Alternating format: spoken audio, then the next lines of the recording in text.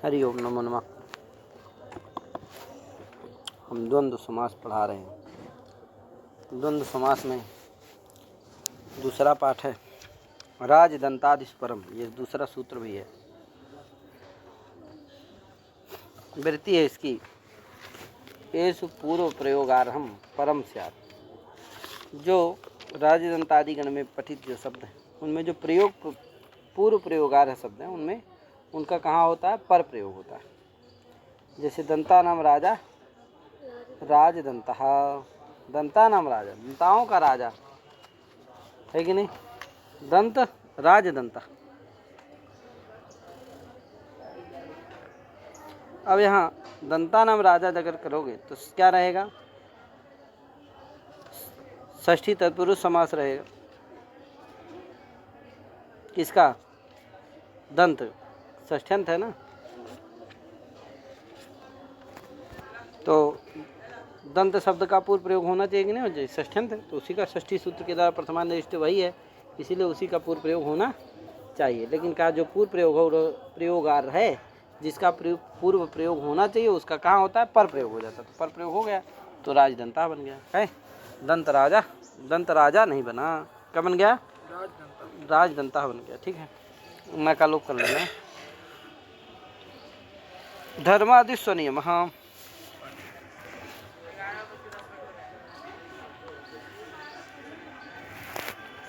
अब देखो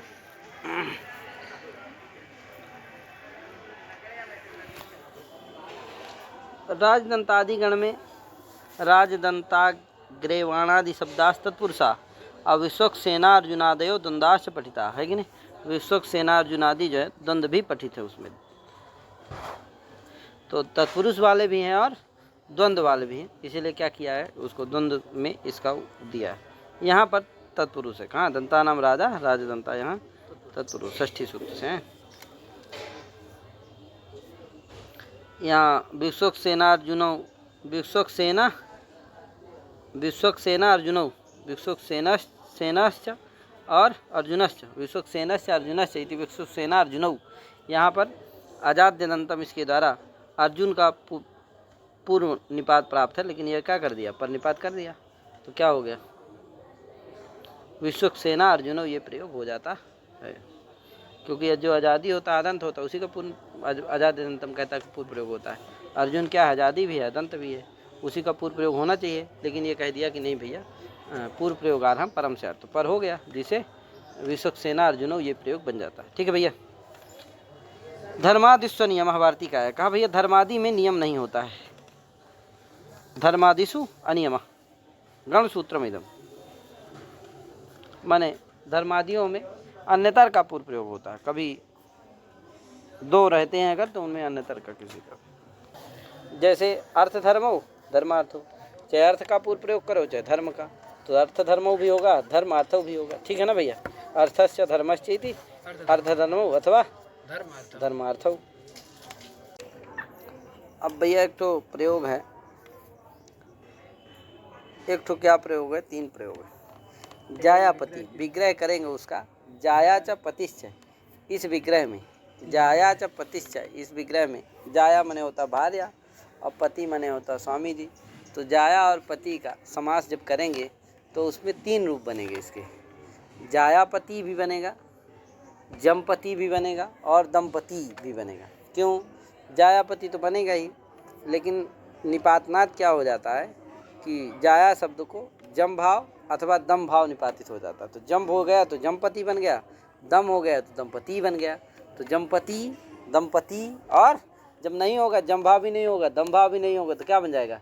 जायापति। कया? तो इस तरह से तीन रूप बनते हैं अगर क्या विग्रह करेंगे? जाया च पतिश्च इति जायापति, ऐसा विग्रह करने पर। ठीक है भैया, यही लिख रहा, जाया दंपति जमपति जायापति। जाया शब्द से जमभावो दमभावश्च वा निपत्यते। आकृति गणोयम, ये जो है आकृति गण, धर्मादि जो है आकृति गण। और भी अगर प्रयोग ना बन रहे हो तो इसी में समझ करके उसको भी इसी में पाठ समझ करके क्या कर लेना चाहिए? बना लेना चाहिए। द्वंद्वे घी सूत्र आया। द्वंद्वे घी का भैया घी संज्ञकम पूर्वम स्यात्। द्वंद्वे द्वंद्वे घी संज्ञकम पूर्वम स्यात्। द्वंद्व समास में जो घी संज्ञक रहता है उसका पूर्व प्रयोग होता है। तो हरिश्च हरश्च इति हरिहरौ, हरि मने भगवान नारायण, विष्णु नारायण हरि, है कि नहीं, और हर मने भगवान शिवा। तो हरिश्च हरश्च इति हरिहरौ, तो यहाँ घी कौन है? हरि, उसी का पूर्व प्रयोग होगा। हर थोड़ी घी संज्ञक है, हर तो अदंत है, इदंत की घी संज्ञा होती है, सखी वर्जम शेषो घसखी, इसलिए हरि क्या है? घी संज्ञक है, तो घी संज्ञक का ही पूर्व प्रयोग होगा। इसलिए हरिहरौ यही बनेगा। क्या नहीं बनेगा? हरि हर हर हरि नहीं बनेगा। क्या नहीं बनेगा? हर हरि हरि, हर हरि शब्द से द्विवचन आएगा तो हर हरि बन जाएगा। तो हर हरि नहीं बनेगा, अभी तो हरि हरौ ही बनेगा, क्योंकि घी संज्ञक जो हरि शब्द है उसका ही केवल पूर्व प्रयोग होगा, तो इसलिए हरि हरौ ही बनेगा। आगे अनेक प्राप्तौ एकत्र नियमो अनियमः शेषे, का भैया जहाँ पर अनेक प्राप्त रहें वहाँ पर एक जगह नियम होता है, बाकी में नियम नहीं होता। का जैसे हरिश्च गुरुश्च हरश्च इति हरि गुरु हराः हरिहर गुरुवः। इसका मतलब है कि अनेकस्य घी संज्ञक पदस्य द्वंद्व प्राप्तौ सत्याम, जहाँ अनेक घी संज्ञक पदों में द्वंद्व प्राप्ति होती है, अर्थात जहाँ अनेक घी संज्ञक पदों का द्वंद्व समास होता है वहाँ पर घी संज्ञक के साथ भी होता है और घी संज्ञक जो नहीं रहते उनके साथ भी अगर समास होता है तो वहाँ पर एक घी संज्ञा में ये नियम लगता है, बाकी घी संज्ञा में नियम नहीं लगता है। समझे कि नहीं? एकस्य घी संज्ञकस्य पूर्व निपात नियम शेषे अन्यस्मिन् घी संज्ञक पद विषय पूर्व निपातस्य विकल्पः भवति, है कि नहीं? तो जैसे हरि गुरु हरा, यहाँ पर घी संज्ञक अनेक पद हैं, हरि भी है, गुरु भी है और हर नहीं है, तो एक में रहेगा, हरि वाले में हो जाएगा, बाकी गुरु और हर में नहीं होगा, तो विकल्प से होगा। तो कभी गुरु का भी पूर्व प्रयोग होगा, कभी है हर का होगा, कभी हर का होगा, कभी गुरु का होगा, लेकिन हरि का जरूर पूर्व प्रयोग, एक में नियम लग जाएगा। तो एक में हरि का पूर्व प्रयोग रहेगा, लेकिन गुरु और हर के विषय में क्या रहेगा? नियम नहीं रहेगा। तो कभी गुरु का होगा, कभी हर का होगा। ठीक है भैया? तो हरि गुरु हरा भी बनेगा और हरिहर गुरुवाह भी बनेगा। ठीक है भैया? हरि गुरु हरा, जब गुरु का हर का प्रयोग हो गया, गुरु बदल गया तो क्या हो गया? हरिहर गुरुवाह, ऐसा बन जाएगा। ठीक है भैया? तो ये अजाद्यदंतम आगे सूत्र आया। अजाद्यदंतम, आजादी और अदंतम, क्या है? आजादी अदंतम का भैया आजादित्वेषति अदंतम इत्यादि, जो आज़ादी हो और अदंत हो उसका द्वंद्व में क्या होता है? पूर्व प्रयोग होता है, ठीक है ना? आजादित्वेषति आजादित्वेषति अदंतम यद वर्तते तस्य द्वंद्वे पूर्व प्रयोगो भवति। समझे कि नहीं? आज़ादी जो हो, आज़ादी होते हुए जो अदंत हो, उसी का द्वंद्व में क्या होता है? पूर्व प्रयोग होता है। तो ईश कृष्णौ में ईशस्य कृष्णस्य इति ईश कृष्णौ, ईश कृष्णौ क्या है? ईश आज़ादी भी है और अदंत भी है, इसीलिए उसी का पूर्व प्रयोग होगा। कृष्ण का नहीं, क्योंकि कृष्ण में एक है, एक नहीं है। कृष्ण क्या है? अदंत है लेकिन आज़ादी नहीं है। बहुत स्वनियम कहा, जहाँ बहुत रहे वहाँ, दो में तो ठीक है भैया, लेकिन जहाँ बहुत रहे वहाँ नियम नहीं होता है, वहाँ अनियम रहता है। जैसे अश्व रथेंद्रा अथवा अश्व रथेंद्रा अथवा इंद्राश्व रथा। अश्व रथेंद्रा में अश्व क्या है? आज़ादी भी है और अदंत भी है। इंद्र भी क्या है? अदंत भी है। बस रथ एक ऐसा है जो अदंत है बस। तो जहाँ बहुत हुआ नियम नहीं होता है, तो क्या होता है? अश्व रथेंद्रा अथवा इंद्र अश्व रथा, है कि नहीं? माने उन दोनों में क्या होता है? नियम नहीं रहता। जो आज़ादी अदंत अगर दो हो गए तो उन दोनों में फिर नियम नहीं रहता, वो उन दोनों का बारी बारी से क्या हो सकता है? पूर्व प्रयोग होगा। ठीक है ना? तो अश्व रथेंद्रा भी बनेगा, इंद्राश्व रथा भी बनेगा। घ्यंताद अजाद्यदंतम विपरीतसेधेन, कहे घ्यंताद अजाद्यदंतम विपरीतसेधेन, मतलब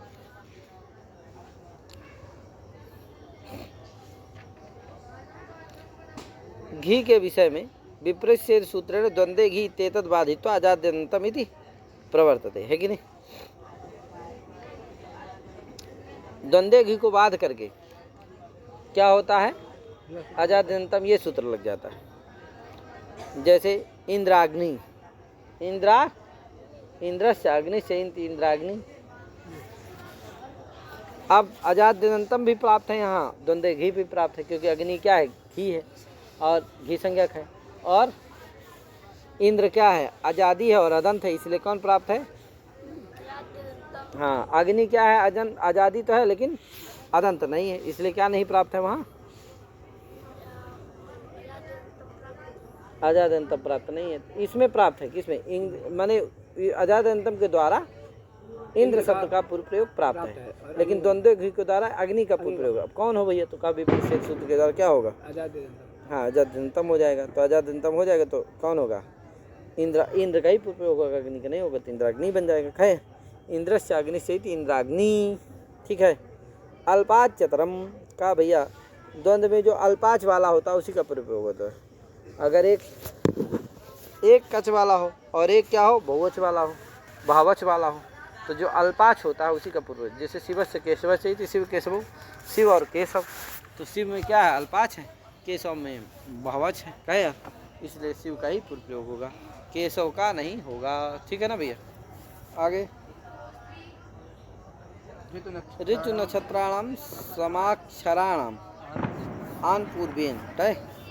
ऋतु नक्षत्राणाम समाक्षराणाम आन पूर्वेण का भैया ऋतु और नक्षत्रवाची जो शब्द होते हैं, समाक्षराणाम, समाक्षर वाले जो होते हैं उनमें समाक्षरों का पूर्व प्रयोग होता है, अर्थात समसंख्यानाम, समसंख्याच का नाम है कि नहीं, समसंख्या अच हैं जिनका, ऐसे समसंख्याच का नाम ऋतूनाम नक्षत्राणां च, ऋतूनाम नक्षत्राणां च, ऋतु भी ऋतुवाचक जो हो अथवा नक्षत्रवाची जो, द्वंद्वे आन पूर्वेण क्रमेण निपातो भवति, है कि नहीं, आन पूर्वेण क्रमेण निपातो भवति। जैसे हेमंत शिशिर वसंता, क्या हेमंत ता, तो ऋतुओं का जो क्रम है, 6 ऋतु होती हैं, आपको सबको पता ही है, कहे महाराज। अब उसमें जो ऋतुओं का क्रम होता है वह हेमंत, शिशिर, वसंत, ग्रीष्म, वर्षा, शरद, यह जो है ऋतु का क्रम। क्या? तो इसका मतलब सबसे पहले क्या आई, इसमें 3 ऋतुएं हैं, हेमंत, शिशिर और वसंत। तो सबसे पहले हेमंत है, फिर शिशिर है, फिर वसंत है। अब ये देखो समान अक्षर वाले हैं, समान अक्ष वाले हैं। क्या? हेमंत में हे, माँ, त, 3 अक्ष हैं, कहे, शिशिर में भी 3 अक्ष हैं और वसंत में भी 3 अक्ष। तो समान अक्ष वाले ये शब्द हैं, क्या? समानाक्षर हैं। ठीक है ना? और ऋतुवाची हैं, इसलिए आन पूर्वेण भवति, है कि नहीं? आन पूर्वेण माने क्रमेण होते हैं, जैसे इनका क्रम होता है उसी क्रम से इनका प्रयोग होता है। तो सबसे पहले जो आती है कौन, हेमंत, तो उसका प्रयोग हो गया, फिर शिशिर आती है, शिशिर का हो गया, वसंत का है, वसंत का हो गया। ये नहीं कि पहले क्या कर दो, वसंत कर दो, फिर शिशिर कर दो, फिर हेमंत कर दो, ऐसा सब नहीं होगा। क्या? जिस क्रम से ये इनका लोक प्रसिद्ध है कि नहीं, जिस क्रम से ये ऋतुएं आती हैं उसी क्रम से आन पूर्वेण, उसी क्रम से इनका प्रयोग हो जाता है। ठीक है भैया?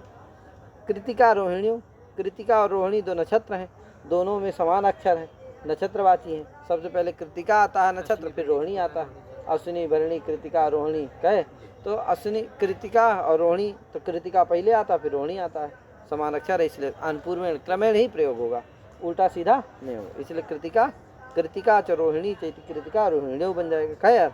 हेमंतस्य शिशिरस्य वसंतस्य इति हेमंत शिशिर वसंता बन जाएगा। ठीक है भैया? आगे समाक्षराणाम किम, कहा भैया समाक्षर क्यों कहते हो? तो कहा ग्रीष्म वसंत। यह ग्रीष्म और वसंत क्या है? यद्यपि ऋतुवाची हैं लेकिन समाक्षर नहीं है, समान अक्ष नहीं है। ग्रीष्म में 2 अक्ष हैं, वसंत में 3 अक्ष हैं, इसलिए समान अक्षर नहीं है, इसलिए इनका क्या नहीं होगा, अनपूर्व प्रयोग नहीं होगा। इसलिए ग्रीष्म वसंतो यही प्रयोग है कि नहीं? अल्पाच चतरम से क्या हो जाता है? अल्पाच वाले का ही प्रयोग होता है, इसलिए ग्रीष्म वसंत, ग्रीष्मश्च वसंतश्च इति ग्रीष्म वसंतो यही प्रयोग होता है। अब वस्तुतः तो क्या है, वसंत के बाद ग्रीष्म आता है, तो बसंत ग्रीष्म ऐसा प्रयोग होना चाहिए। लेकिन जब कह दिए नहीं भाई समानाक्षर ऋतुओं का ही पूर्व प्रयोग होता है, समानाक्षर ऋतुओं का ही अनपूर्वेण प्रयोग होता है, तो यहाँ तो समानाक्षर ऋतु है ही नहीं, इसलिए इनका अनपूर्वेण प्रयोग नहीं होगा, तो अल्पा चतुरम से क्या हो जाएगा, पुट प्रयोग हो जाएगा। आगे लघु अक्षरम पूर्वम, जिसमें लघु अक्षर होता है उसका पूर्व प्रयोग होता है। कुशस्य काशस्य इति कुशकासम कहे। अल्पा चतुरम से काम चल जाए तो कोई कहे अल्पा चतुरम से काम नहीं चलेगा भैया, क्यों? क्योंकि कुशकासम में दोनों में आश तो बराबर ही है, दो ही दो है कहे। इसलिए ये सूत्र लघु अक्षरम पूर्वम का, जिसमें लघु अक्षर पूर्व में उसी का प्रयोग होता है। तो कुश में क्या है, लघु अक्षर पूर्व में होगा, इसीलिए उसी का प्रयोग होगा, काश का नहीं होगा। काश में लघु अक्षर नहीं है, गुरु अक्षर। आगे अभ्यर्थन च का, जो पूजित होता है उस अभ्यर्थन च कहता है, जो पूजित होता है उसी का पुट प्रयोग होता है। अभ्यरित, अभ्यरित माने पूजित। तो जैसे तापस पर्वत, तापस क्या है, पूजित है, स्वाभाविक बात है। पर्वत क्या है, तो इसलिए तापस का ही पूर्व प्रयोग होता है। तो तापसस्य पर्वतस्य इति तापस पर्वतो।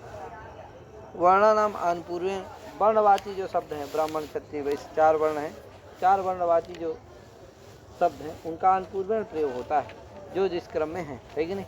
तो जो श्रेष्ठता क्रम के अनुसार हो जाता है कि नहीं।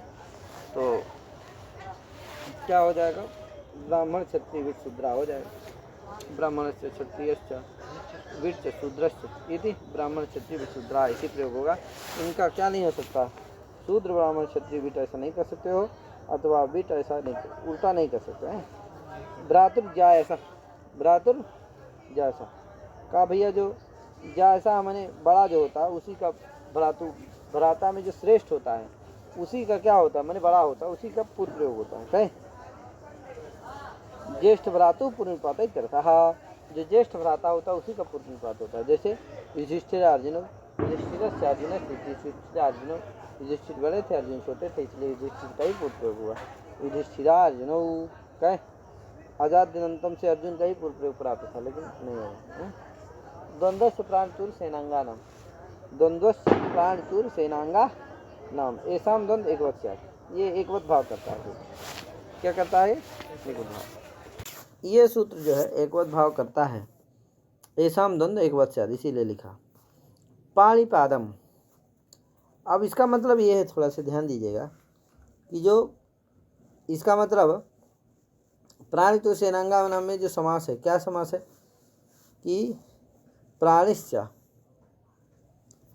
तुर्यंच सेनाच इति प्राणितुर सेनाः, और फिर प्राणितुर सेना नाम अंगानि इति प्राणितुर सेनांगा नाम, सेनांगानि कर लेना, तेसाम सेनांगा नाम है, षष्ठी तत्पुरुष समास है। अब जो अंग शब्द है उसको द्वंद्वान्ते श्रूयमाण है, इसलिए द्वंद्वान्ते श्रूयमाणम पदम प्रत्येकम हम संबंधित हो जाएगा। यहाँ जो प्राण्यंगों का, प्राण्यंग माने प्राणी के अंग है, अंग शब्द का द्वंद्वान्ते श्रूयमाण से प्रत्येक के साथ नहीं हो जाएगा। तो प्राण्यंग का, तुर्यांग का और तुर्यांगों का, और अंगों का सेनांग माने जानते हैं, सेना का अंग। अब प्राण्यंग जैसे प्राण्यंगों का प्राण्यंग के साथ ही समास होता है, और प्राण्यंगा नाम प्राण्यंगैरेव समासो भवति, तुर्यांगा नाम तुर्यांगैरेव समासो भवति, असेनांगा नाम सेनांगैरेव समासो भवति। असा द्वंद्व एकवत भवति, है कि नहीं। न तो व्यतिरेकेन, व्यतिरेक वाला एकवत भाव नहीं होता है। इसीलिए देखो मार्दंगिका स्वारोह यहाँ नहीं हुआ, यहाँ एकवत भाव मार्दंगिक अश्वारोह, क्योंकि एक मार्दंगिक क्या है, तुर्यांग है, और अश्वारोह क्या है, सेनांग है। तो यहाँ पर एकवत भाव नहीं हुआ, व्यतिरेक हो गया ना, क्योंकि प्राण्यंगों का प्राण्यंग के साथ अगर द्वंद्व होता वही एकवत भाव होता, और सेनांगों का सेनांग के साथ, तुर्यांगों का तुर्यांग के साथ, तभी एकवत भाव होता है। यहाँ अगर व्यतिरेक हो गया है तो वहाँ नहीं होता है। अब देखो पारिश्च और पादश्च इत्यनयोः समाहारः, पाणी पादम बन गया है कि नहीं। यहाँ पर क्या है, या ऐसा कर लेना, पाणी चूँकि क्या होती, दो होते हैं हाथ, और पाद भी दो होते हैं, तो पाणियों पादयोश्च समाहारः, पाणी पादम। यहाँ पाणी क्या है, प्राणी का ही अंग है, पाद क्या है, प्राणी का ही अंग है, इसलिए एक उद्भाव हो जाएगा। आगे मार्दंगिक वाणिविकम, ये दोनों वाद्य विशेष हैं, वाद्य यंत्र हैं, इसलिए दोनों का समास हो गया। क्या है, मार्दंगिक पाणविकयोः समाहारः, है कि नहीं। मार्दंगिक पाणविकयोः समाहारः इति मार्दंगिक पाणविकम। थोड़ा रथिकाश्वारोहम, रथिकाश्च अश्वारोहाश्च इत्यनयोः समाहारः रथिकाश्वारोहम। समाहार द्वंद्व समास होता है, नपुंसकलिंग हो जाता है, और सु आया सुकम हो गया, रथिका स्वरोम बन गया, है कि नहीं? अथवा ऐसा कर लेना रथिका नाम, ऐसा है, और रथिका नाम अश्वारोहणम च समाहारा, ऐसा भी कर सकते हो। ये सेना के अंग है। रथिका, रथी के माने रथ में जो चलते हैं, रथेन ए चरंत इते रथिका, है कि नहीं? और अश्व के द्वारा, अश्व में जो आरोहण करते हैं वो अश्वारोह, रथेन चरंत इते रथिका, पार्षादिभ्य ठन, है कि नहीं? तो बन जाता है। आगे आपको ये कहा, ये बताइए अच्छा इस सूत्र की जरूरत क्या है? इदम सूत्रम किमर्थम, कहा इसलिए कि एक भाव हो जाए, जिससे एक वचन आ जाए। कहा वो तो ऐसे सिद्ध है क्योंकि समाहार द्वंद्व समास हो रहा है सब में, और समाहार द्वंद्व समास में क्या होता है, समूह ही प्रधान रहता है, और समूह होता है वो एक ही होता है, इसलिए स्वाभाविक बात है एकत्व तो स्वतः सिद्ध है, उसको ये करने की क्या जरूरत है? कहा भैया इसीलिए वृत्ति में देखो लिख रहे हैं दीक्षित जी स्वयं कि समाहार, कहा ये सूत्र, अतः एकवत भाव सिद्ध, समाहार में एकवत भाव सिद्ध ही था, अतः पुनः एकवत भाव विधान करना क्या हो गया, इसको व्यर्थ हुआ। तो कहा भैया सिद्धे सती आरभ्य नियम है, कल तो नियम करेगी कि इनका प्राण्यंग, सेनांग और तुर्यंगों का, प्राण्यंग तुर्यंग और सेनांगों का समाहार द्वंद्व समास ही होता है, इतरेतर द्वंद्व समास नहीं होता है, ये नियम करने के लिए। अब वस्तुतः समाहार द्वंद्व करने पर एक भाव तो सिद्ध ही था, है। इसीलिए देखो वृत्ति में लिख रहे हैं कि समाहार से एकत्वाद एकत्वे सिद्धे, देखो समाहार बने समूह, वो एक है, समाहार से समूह से एकत्वाद एकत्वे सिद्धे, एक भाव सिद्ध ही था। तो इदम सूत्रम किमर्थम, तो नियमार्थम इदम सूत्रम, है कि नहीं? नियम क्या करेगा? ऐसाम ऐसाम समाहारे से प्राण्यंगा नाम समाहारे भी यथा से, देखो लिखा आगे लिख दिया है, प्राण्यंगा नाम प्राण्यंगादि नाम समाहार एव यथा स्यात्, प्राण्यंगादियों का समाहार ही हो, क्या ना हो, इतर इतर योग द्वंद्व ना हो, इसके लिए क्या रखा है? इसीलिए सूत्र है, एक भाव वाले सूत्र हैं, जिससे इनका क्या होता है, क्या होता है, इनका समाहार द्वंद्व समास ही होता है, इतर इतर नहीं होता, इसलिए एक वचन ही होते हैं, कभी भी द्विवचनांतर बहुवचन में प्रयोग नहीं हुआ, ठीक है ना? आगे अनुवादे चरणानाम सूत्र आया, चरणानाम द्वंद्व एकवत् स्यात्, क्या है? सिद्ध से उपन्यास है, अनुवादे, अनुवादे माने अनुवाद वही होता है जो सिद्ध होता है, वही ना अनुवाद होता है। तो सिद्ध से उपन्यास कथने सति चरणानाम किम होती, एकवत भाव होती है कि नहीं? चरणानाम अर्थात शाखाध्येत्र विशेषाश्चरणा, शाखाध्येत्र जो विशेष होते हैं उन्हीं को क्या कहते हैं? चरण कहते हैं। और तदवाची नाम परस्परम, तदवाची नाम परस्पर द्वंद्व एकवत् स्यात्, है कि नहीं? वही चीज सब लिखा हुआ, चरणानाम द्वंद्व एकवत् स्यात् सिद्धस्य उपन्यासे। अब इसमें एक वार्तिक आया, क्या आया? स्थेणोर लुंगीति वक्तव्यम, स्थेणोर लुंगीति वक्तव्यम, इसका मतलब है इसमें दो धातुएं, स्था धातु और ईड़ धातु, तो स्थाश्च ईड़च इति स्था स्थेणौ, स्थेणौ बने क्या, स्थेणौ तयो स्थेणो माने स्था धातु और ईड़ धातु इनके प्रयोग होने पर, क्या यार? लुंगीति जो है प्रत्येक में अन्वय है उसका, है लुंग का क्या है, नहीं ईड़ के साथ, स्था के साथ भी और ईड़ के साथ भी। तो अर्थ होगा कि लुगंते स्था धातु लुगंते ईण धातु च प्रयुज्यमाने एव अनुवादे चरणानाम द्वंद्व एकवत् भवति इति वक्तव्यम, है कि नहीं? अर्थात ये अनुवादे चरणानाम कहाँ करता है, सब जगह नहीं करता है द्वंद्व को एकवत् भाव।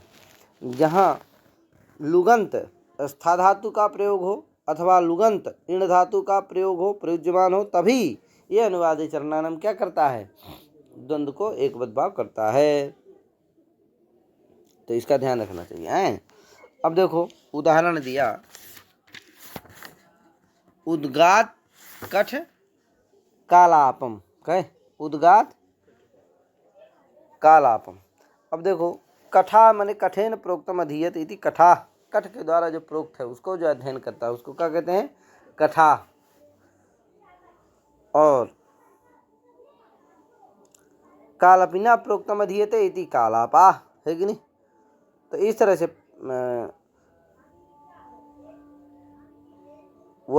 वैशंपायनान्ते वासिनत्वात् ऋणिनि तस्य कठ चरकात इति लुक ततो अध्येत्री प्रत्यय प्रोक्ता लुक, है कि नहीं। इसे अध्येत्री प्रत्यय होता है, उसका भी लुक हो करके क्या बनता है, केवल कठ बनता है। उसी तरह से कलापिना प्रोक्तम अधीयत इति कालापा, प्रोक्तम इस अर्थ में कलापिनो अर्थ से क्या होता है, अण होता है और टी का लोप हो जाता है, तो अध्येत्रिण प्रोक्ता लुक, अध्येत्री अण होता है, फिर उससे प्रोक्ता लुक से लुक हो जाता है। अब बन जाते हैं क्या, कठ और कलाप। अब कठ और कलाप का क्या करना, द्वंद्व हो जाता है। कठानम कलापानंच समाहारा, कठानम कलापानंच समाहारा, इस तरह इस विग्रह में कठ और कलाप रहते हैं। कठ आम और कलाप आम, एक वत भाग हो जाता है और क्या बन जाता है,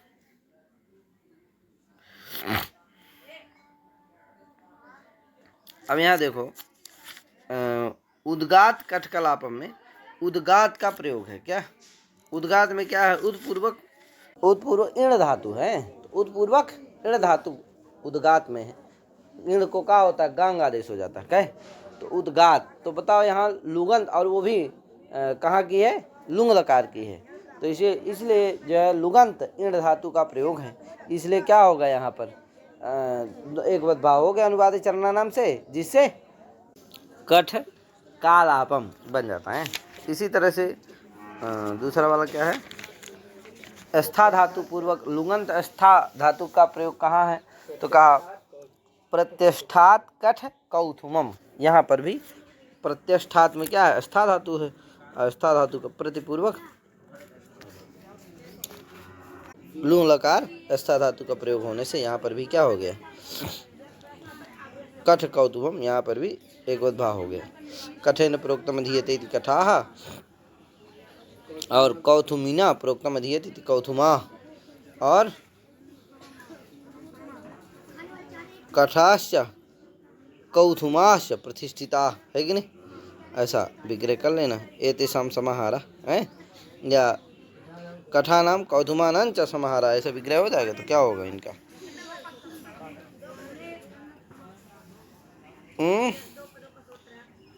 यदा कठाः कालापाश्च उदिताः यदा कठाः कौथुमाश्च प्रतिष्ठिताः तदा किंचित इदं वक्तव्यं कृन संकेतयोरिदं वाक्यम द्वयम, वाक्यद्वयम, है कि नहीं। ये दो वाक्य हैं और यहाँ पर इसका विग्रह कर लेना, क्या कठानम कौथुमानंच समाहारा, इस विग्रह में एकद्भाव होकर के क्या बन जाएगा, प्रतिष्ठात कठ कौथुमम। आगे सूत्र है अध्वर्य क्रतु नपुंसकम, अध्वर्यु क्रतु नपुंसकम, अध्वर्यु क्रतु कहे अनपुंसकम, अध्वर्यु क्रतु और अनपुंसकम है, अध्वर्यु क्रतु और अनपुंसकम। इसका अर्थ क्या है भैया, तो देखो अध्वर्यु शब्द मतलब अध्वर्यु क्रतु का अर्थ क्या होता है, तो कहा अध्वर्यु शब्दों अत्र अध्वर्यु कर्मा विधायक यजुर्वेद परा, समझे कि नहीं। पहले अध्वर्यु शब्द मतलब क्या है, जो अध्वर्यु शब्दों अत्र अध्वर्यु कर्म विधायक यजुर्वेद परा, अध्वर्यु कर्म का विधायक जो यजुर्वेद है तत्परक है, समझे कि नहीं।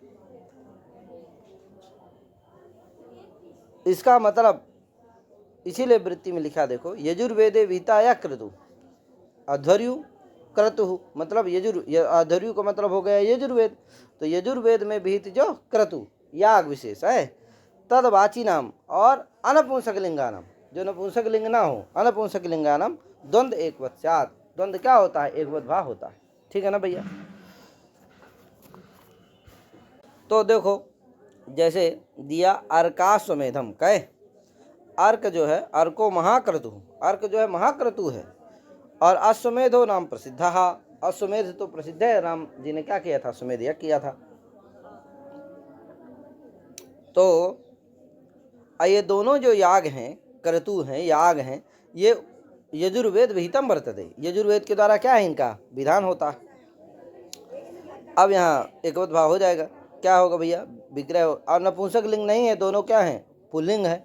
अर्कस्य अश्वमेधस्य च इति एतेषां समाहारः अर्काश्वमेधम, कहे अर्कस्य अश्वमेधस्य से समाहारः, ऐसा विग्रह करने पर अर्क और अश्वमेध का क्या हो जाएगा, एकवत भाव हो जाएगा।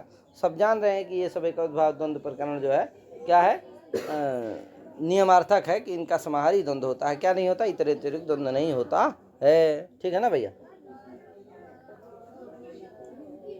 ये पीछे बता चुके हैं। तो हो गया अर्काश्वमेधम बन गया। क्या यार, अधर्युक्रतु किम इस वज्रौ सांवेदवितौ, कहा अधर्युक्रतु क्यों कह रहे हो, मैंने यजुर्वेद भी क्रतु है, ऐसा क्यों कह रहे हो, कहा नहीं कहेंगे तो ईसु वज्रौ यहाँ पर भी होने लगेगा। कहे ये दोनों ईसु और वज्र दोनों क्या है, क्रतु विशेष हैं, याग विशेष हैं, लेकिन ये यजुर्वेद भीत नहीं है, क्या है ये सामवेद भीत है, इनको एक वद्भाव नहीं होता है। अनपुंसकम किम राजसूय वाजपेय, कहा भैया राजसूय और वाजपेय इनका भी एक शेष होने लगेगा, क्योंकि और अर्धर्चादी ये दोनों क्या है, अर्धर्चादी हैं, क्या हैं, हाँ अर्धर्चादी जो गण में पठित होते हैं वो पुन नपुंसक दोनों में उनका प्रयोग होता है। तो ये दोनों पुल्लिंग भी है नपुंसक लिंग भी है, तो पुन से ही नहीं है, क्या क्या नहीं है, हाँ माने अनपुंसक लिंग ही नहीं है, क्या है पुल्लिंग भी है। ठीक है ना, इसीलिए क्या नहीं होगा, माने अनपुंसक लिंग ही होना चाहिए, यानी कि पुल्लिंग होना चाहिए। और ये क्या है, नपुंसक लिंग है, इसीलिए क्या नहीं होगा, नपुंसक लिंग भी आएगा, इसलिए इनका क्या नहीं होगा, एक भाव नहीं होगा। राजसूय, यद्यपि ये राजसूय भी याग है और वाजपेय भी क्या है, याग है, लेकिन दोनों और यजुर्वेद भी हैं, लेकिन दोनों का क्या नहीं होगा, एक भाव नहीं होगा, क्योंकि ये दोनों अनपुंसक नहीं है, क्या है, नपुंसक लिंग हैं।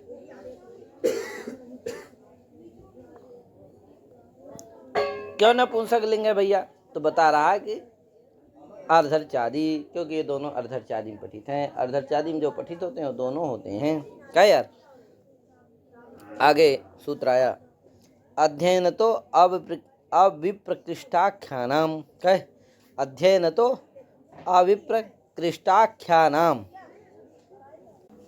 इसकी वृत्ति लिखा, अध्ययनेन प्रत्यासन्ना आख्या एसाम तेसाम द्वंद्व एकवत पदक क्रमकम। क्या यार, पदक क्रमकम। अब देखो यहाँ पर अध्ययन के द्वारा प्रत्यासन्ना माने समीपता है, आख्या जिनकी ऐसे द्वंद्व की क्या होती है, एकवत भाव होता है। अब देखो जैसे पदान्यधीयते इति, यहाँ पर अविप्रकृष्टाख्यानाम ये ते छेदः, कह अध्ययनतः अविप्रकृष्टाख्यानाम, ये दो पद का सूत्र है। अध्ययनतः में जो तसी है वो तृतीयार्थे तसी वर्तते है कि नहीं, तृतीयार्थ में तसी है, अध्ययनेन इसीलिए लिखा है, उसका जो विवरण किया उसी लिखा अध्ययनेन, अध्ययनेन इति अध्ययनतः। ठीक, पदान्यधीयते इति पदका, जो पद का अध्ययन करते हैं वो पदक हैं। क्रमान अधीयते इति क्रमका, जो क्रम का अध्ययन करते हैं वो क्या है, क्रमक हैं। वेद में क्या होता है कि पद का अध्ययन करते हैं, क्रम का अध्ययन करते हैं, तो कई उसमें क्या है, अध्ययन का है, व्यवस्था है। तो पहले उसमें सिस्टम है कि पहले पद का अध्ययन किया जाता है, फिर क्रम का अध्ययन किया जाता है। ठीक है ना भैया, पद के अध्ययन के बाद क्रम का अध्ययन किया जाता है, ये वहाँ की व्यवस्था है। तो इसीलिए कह रहे हैं पदान्यधीते पदका, क्रमान्यधीते क्रमका, क्रमादिभ्यो बुन से बुन हो जाता है, जिसे पदका क्रमका बन जाते। क्या यार, अब देखो पदकानाम क्रमकाणां च समाहारा इति पदक क्रमकम, ऐसा बन जाता है, यह एकवत भाव हो जाता है। अब यहाँ देखो अध्ययनेन प्रत्यासन्ना आख्या ऐसा, ऐसा क्यों, तो कहा देखो अध्ययन, ये अध्ययन के द्वारा जो प्रत्यासन्न हो माने सन्निकृष्ट हो, तो क्या है भैया, तो कहा देखो पदाध्ययनानंतरम, पद के अध्ययन के बाद क्रमाध्ययनम, पद के अध्ययनानंतर क्रम का अध्ययन होता है, इसीलिए अध्ययनगता प्रत्यासक्ति ही अध्येतरी आरोप्यते इति भावः। कहे अध्ययनगत अध्ययन वृत्ति जो प्रत्यासक्ति है वो कहाँ ला लेंगे, अध्येतरी में, जो अध्ययन करने वाले हैं उनमें, और इसका आरोप कर देंगे। ठीक है ना भैया, तो इसलिए क्या हो जाएगा यहाँ, अध्ययन प्रत्यासन्ना है आख्या, किनका, पदक का और क्रमकों का, इसलिए उनका क्या हो जाएगा, द्वंद्व एकवत भाव हो जाएगा, जिससे पदक क्रमकम बन जाता है। ठीक है ना भैया, जातिर प्राणी नाम, कहता है प्राणिवर्ज जातिवाची नाम द्वंद्व एकवत, कहा प्राणिवर्ज, प्राणी से जाति ही अप्राणी नाम, माने अप्राणी नाम जाति ही, जाति से क्या लेना है, जातिवाचक शब्द लेना है, ठीक है ना भैया, क्या लेना है, जातिवाचक शब्द लेना है। कैसे जातिवाचक शब्द, जातिवाचक शब्द तो प्राणीवाचक भी शब्द हैं, तो कहा नहीं प्राणी से भिन्न जो जातिवाचक शब्द हैं, प्राणीवाचक जो रहेंगे वो यदि जातिवाचक भी हैं तब भी क्या नहीं होगा, उनको एक बदभाव नहीं होगा। तो प्राणी से भिन्न जातिवाचक जो शब्द हैं उनका द्वंद्व हो तो एक बदभाव हो जाता है। प्राणी वर्ज्य जातिवाची नाम द्वंद्व एक वच्यात। धाना सस्कुली, क्या धाना, धाना सस्कुली। अब यहाँ देखो, धानाश्च सस्कुल्यश्च तासाम समाहारः इति धाना सस्कुली। यहाँ जो है धान और धाना और धाना मने होता है जब, और सस्कुली मने होती पूड़ी, तो भुनी हुई सस्कुली पूड़ी इत्यादि अर्थ है इसका। तो बताओ यहाँ जाति है, द्रव्य विशेष का वाची, जाति का वाची तो नहीं है, इसलिए जाति से भिन्न, प्राणी से भिन्न, प्राणी का वाची नहीं है, तो जाति का तो वाची है लेकिन प्राणी नहीं है, तो प्राणी भिन्न जाति के वाचक है कौन, धाना और सस्कुली, इसलिए उनका द्वंद्व क्या हो जाएगा, बदभाव हो जाएगा, जिससे क्या बन जाएगा, धाना सस्कुली ऐसा बन जाता है, ठीक है ना भाई। आगे